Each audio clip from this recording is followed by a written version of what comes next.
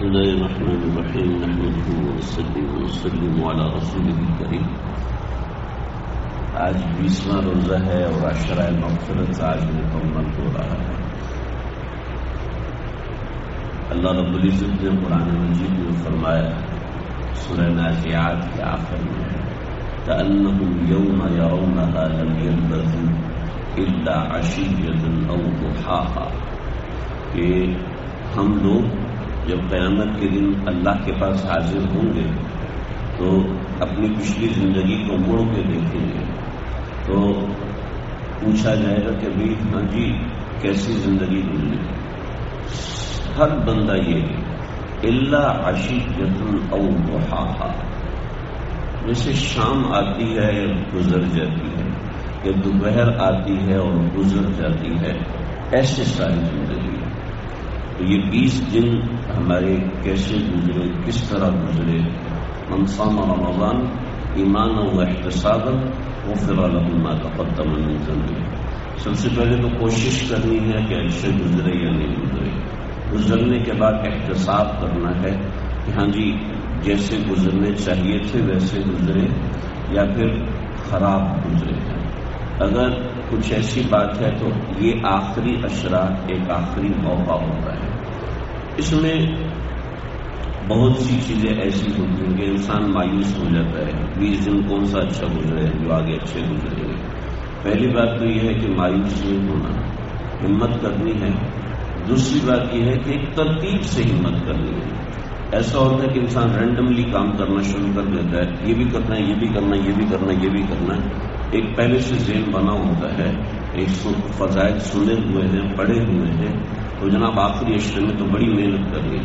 چنانچہ 2-3 دن دیکھتے ہیں محنت نہیں ہوتی تو چھٹی نہ، ابھی یہ بھی نہیں ہوتا اب اگلے سال کریں گے. تو سب سے پہلے تو یہ مایوسی ہوتی ہے. یہ مایوسی نہیں ہوتی، ایک ترتیب سے اپنی ایک ترتیب بنانی ہے اور اس ترتیب میں ماشاءاللہ اللہ جن کو توفیق دیتے ہیں اپنے گھر کی مہمانی کی، تو ایسے لوگ اعتکاف بیٹھتے ہیں. بقیہ لوگ کہتے ہیں جی ہم تو اعتکاف بیٹھ نہیں سکتے چلو، تو یہ بھی ایک درجے کی مایوسی ہے. ایسا نہ ہو، ایک ترتیب رکھے. روزانہ آدھا گھنٹہ میں نے مسجد میں بیٹھنا ہے، روزانہ 1 گھنٹہ مسجد میں بیٹھنا ہے، عصر سے مغرب کے درمیان مسجد میں بیٹھنا ہے، مغرب سے عشاء کے درمیان، یعنی ایک ترتیب رکھ لیں. ظہر کے بعد آدھا گھنٹہ مسجد میں بیٹھنا ہے، ظہر سے پہلے آدھا گھنٹہ مسجد میں بیٹھنا ہے. یہ والا پورا دن میں نے مسجد میں، آدھا دن میں نے مسجد میں گزارنا ہے. یعنی اس طرح کوئی ترتیب رکھے. ہمارے یہاں صرف 27 رمضان کی شب میں لوگ مسجد میں گزارنے کی کوشش کرتے ہیں. ایسا نہیں ہونا چاہیے. تو اگر یہ بھی ہے تو چلو بہت اچھا ہے، لیکن ایک رات گزار کے سمجھ لیتے ہیں کفارہ ہو گیا، یہ نہ ہو. بلکہ ایک ترتیب ہو کہ ایک ترتیب کے مطابق مسجد میں رہنا ہے اعتکاف کی نیت سے. نویت سنت الاعتکاف زبان سے کہہ دے تو ٹھیک ہے، ورنہ دل میں نیت ہو کہ میں نے مسجد میں اعتکاف کی نیت سے بیٹھنا ہے. یہ آخری عشرہ اعتکاف کا ہے، لیکن سنت اعتکاف تو چند ایک لوگ کرتے ہیں. اس کے علاوہ گھنٹہ، 2 گھنٹہ، 3 گھنٹہ، 1 دن، آدھا دن کا اعتکاف کوئی بھی کر سکتا ہے. رمضان جمعے کے دن ترتیب بنا 4-5 گھنٹے مسجد میں گزارنے. یعنی ایک ذہن بنا ہو کہ مجھے اس عشرے میں یہ کچھ کرنا ہے، اور وہ جو ذہن بنا ہے اس میں بہترین طریقہ ہے کہ کاغذ پہ نوٹ کر لے کہ جی اس طریقے سے گزارنا ہے. تو یہ انشاءاللہ اس طریقے سے گزارنے کی کوشش کریں تو اپنی کارکردگی کاغذ پہ لکھی سامنے آ جائے گی. اس عشرے میں تہجد کی پابندی کتنی ہے، اشراق کی، چاشت کی، عوامین کی، تلاوت کی، ذکر اللہ کی، دعا کی میری پابندی کتنی ہے. اگر شروع رمضان سے یہ ترتیب اپنے پاس لکھی ہو تو بہت زیادہ اچھا ہوگا کہ یہ عشرہ اس سے بھی اچھا گزرے گا، بہتر سے بہتر گزرے گا. اگر ترتیب نہیں بنی تو یہ عشرہ بھی بد سے بدتر گزرے گا. پہلے اگر برے گزرے تو یہ تو اور بھی برا گزرے گا. تو یہ تو چند ایک باتیں ہوگی کہ میں نے اس میں اتنی وہ پورا قرآن ختم نہیں ہوتا کوئی بات نہیں، میں نے آدھا گھنٹہ تلاوت کرنی، میں نے 1 گھنٹہ تلاوت کرنی. اپنی وہ اوقات پورے کرے کہ میں نے اتنی دیر قرآن مجید کی تلاوت کرنی ہے، اتنی دیر یکسوئی سے ذکر کرنا ہے، اتنی دیر دعا کرنی ہے وغیرہ وغیرہ. ایک تو یہ بات ہے. دوسرا، اپنے گھر کی خواتین کو ترغیب دینے کی بہت زیادہ ضرورت ہوتی ہے. اس لیے کہ خواتین کے لیے اعتکاف بہت آسان ہوتا ہے. ہمارے ہاں خواتین کا اعتکاف خاصا مشکل سمجھا جاتا ہے. یہ خاتون ہے، اس کے لیے گھر کا انتظام کرنا ہے، اس میں روٹی پکانی ہے، سالن بنانا ہے.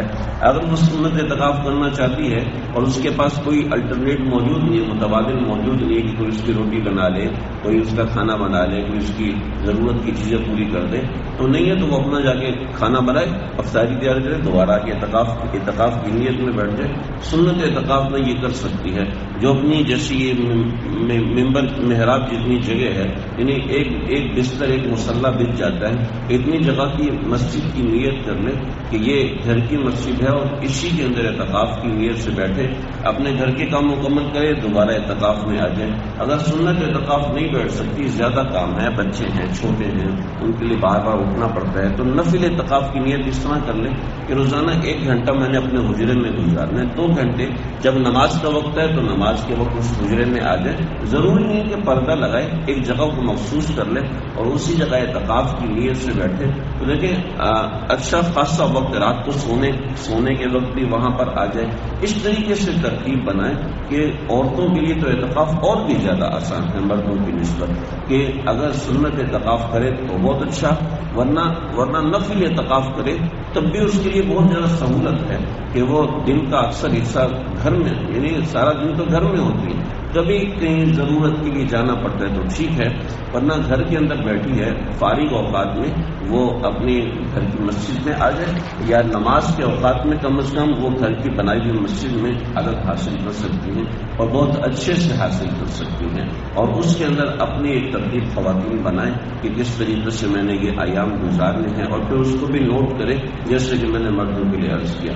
پھر اس میں چند ایک ضروری مسائل ہیں، جیسے اعتکاف والا مسجد کی حد میں ہی رہتا ہے، مسجد کی حد سے باہر نکلا تو اس کا اعتکاف ختم ہو جاتا ہے.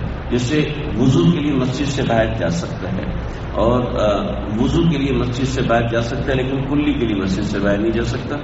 وضو کے لیے باہر جا سکتا ہے لیکن خاص مسواک کرنے کے لیے مسجد سے باہر نہیں جا سکتا. اور اعتکاف ایک بڑی نازک عمل ہے، اور وہ اس طریقے سے کہ اگر بغیر جانے بوجھے ہوئے بھول کے کوئی چیز کھا لی تو روزہ نہیں ٹوٹتا، لیکن بھول کے اعتکاف سے مسجد سے باہر چلا گیا تو اعتکاف ٹوٹ جائے گا. اگر سنت اعتکاف ہے، نفل اعتکاف کا تو کوئی مسئلہ نہیں، تو اعتکاف ختم ہو جاتا ہے. اس لیے معتکف کو بڑا محتاط رہنے کی ضرورت ہوتی ہے. معتکف کو کوشش یہ کرنی چاہیے کہ لوگوں سے کٹ کے اپنی عبادت اور یکسوئی میں رہے. ایسے نہیں کہ 4-5 لوگ مل کے بیٹھے اور گپے لگا رہے ہیں کہ تمہاری زندگی کیسی ہوئی، دوستیاں بنا رہے ہیں، ایسا نہ ہو. یہ اوقات ہیں بڑے قیمتی اوقات ہیں. یہ جو منٹ گزر رہا ہے زندگی میں کبھی دوبارہ واپس نہیں آئے گا. ایسے یہ جو لمحات ہیں بڑے قیمتی ہوتے ہیں، خاص طور پہ جو اللہ کے گھر میں مہمان بن کے آ جاتے ہیں ان کے لیے تو حضرت عطا خراسانی رحمۃ اللہ کے فرماتے ہیں کہ یہ تو بالکل ایسے ہے جیسے کہ کسی سخی کے دروازے پر کوئی آ کے بیٹھ جائے کہ جن میں نے تو آپ سے لے کے ہی جانا ہے. آج کل آپ دیکھتے ہوں گے بہت سے لوگ فقیر آتے ہیں، وہ دروازے سے بند کے بیٹھ جاتے ہیں، تو بخیل آدمی بھی کچھ نہ کچھ دے گا، بھائی جان چھوڑو، بار بار بہلنے بجا رہے ہو، اب تم سے کیا جھگڑا کروں، کیا لڑائی کروں. 10 روپے 5 روپے انسان دے دیتا ہے تو بخیل بھی دے دیتا ہے. تو اعتکاف والا تو پھر سخیوں کے سردار، سخیوں کے بادشاہ انہیں اللہ رب العزت کے دربار میں حاضر ہو رہے ہوتے ہیں. تو یہ بڑی سعادت مندی ہوتی ہے. لیکن دوسرا کوئی یہ نہ سمجھے کہ سنت اعتکاف والے کو سعادت مندی حاصل کر رہے ہیں تو میں نہیں کر سکتا. ان کا معاملہ تو بہت خاص ہے، کوئی بھی اس کو حاصل کر سکتا ہے. روزانہ مسجد میں آتے ہیں، آدھا گھنٹہ کم از کم مسجد میں گزرتا ہے، اس میں اعتکاف کی نیت کریں. آدھا گھنٹہ 1 گھنٹہ اور اس کی نیت کریں. یہ میرا دفتر ہے لیکن اتوار کے دن فارغ ہوتا ہوں، چلیں دن کو 9 بجے 10 بجے 11 بجے 12 بجے مسجد میں آ جائے اور عصر کے ٹائم جائے، اسی طرح عصر کے ٹائم آ جائے تو عشاء کے ٹائم واپس جائے، درمیان میں افطاری کر کے فوراً واپس آ جائے. یعنی ایسی کوئی ترتیب بنائیں بن سکتی ہے. اور اللہ تعالیٰ انسان کو سعادت دے تو بہانے خود ہی تلاش کر لیتے ہیں، بس ہم نے تھوڑا سا سوچنا ہوتا ہے، تدبر کرنا ہوتا ہے. اللہ مجھے آپ کو ہم سب کو سمجھنے کے لیے توفیق دے. بسم اللہ الرحمن الرحیم.